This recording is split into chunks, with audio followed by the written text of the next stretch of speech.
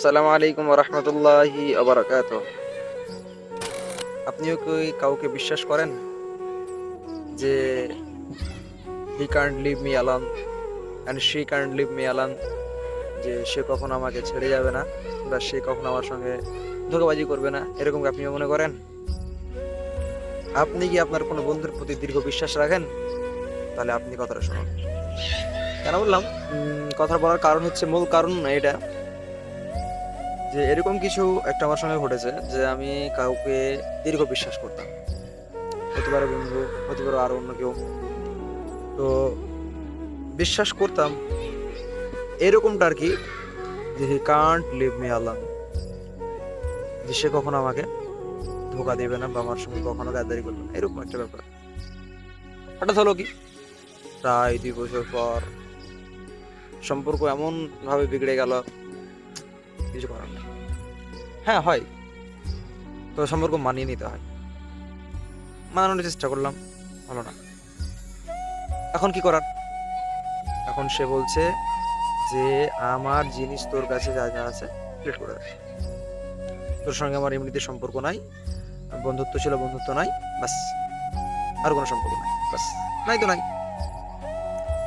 আমি যে বোকামিটা করেছিলাম আবেগের বশে, বন্ধু তো, ওর নাম, আমার নাম, আরো কয়েকটা বন্ধুর নাম মিলিয়ে একটা ইমেল আইডি বানিয়েছিল, এমনকি ফেসবুকের নামও দিয়েছিলাম আমরা সকলের মিলিয়ে, অনেক কিছু অনেক কিছু অনেক কিছু যেগুলো সোশ্যাল মিডিয়াতে হয়, ও কাজগুলো করেছিলাম। হঠাৎ আমাকে সে বলছে ওই ইমেলটাকে তোকে, ওই জিমেলটাকে তোকে ডিস্ট্রয় করতে হবে, ডিলিট করতে হবে, ভেঙে ফেলতে হবে। জানি না এর কোনো ব্যতিক্রম পদ্ধতি ছিল কিনা, আমার জানা নাই, তবে আমি ক্ষিপ্ত হয়ে রাগের মাথায় ইমেলটাকে ডিলিট করে দিলাম, একেবারে পার্মানেন্টলি ডিলিট।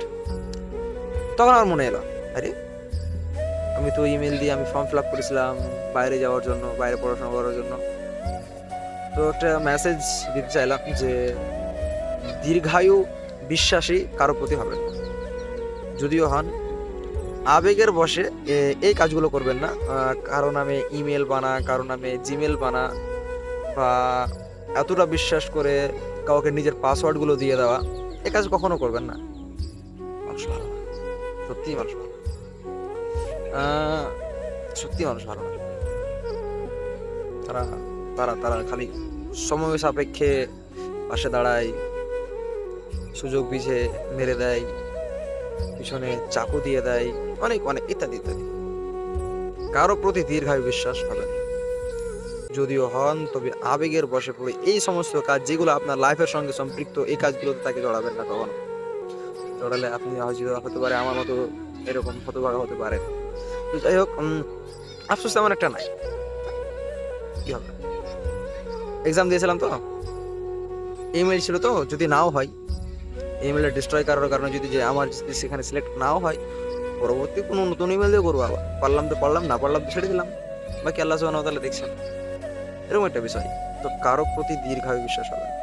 এটা একটি মেসেজ ছিল আপনাদের জন্য। আসসালামু আলাইকুম রহমতুল্লাহ, আল্লাহ ভালো রাখুন।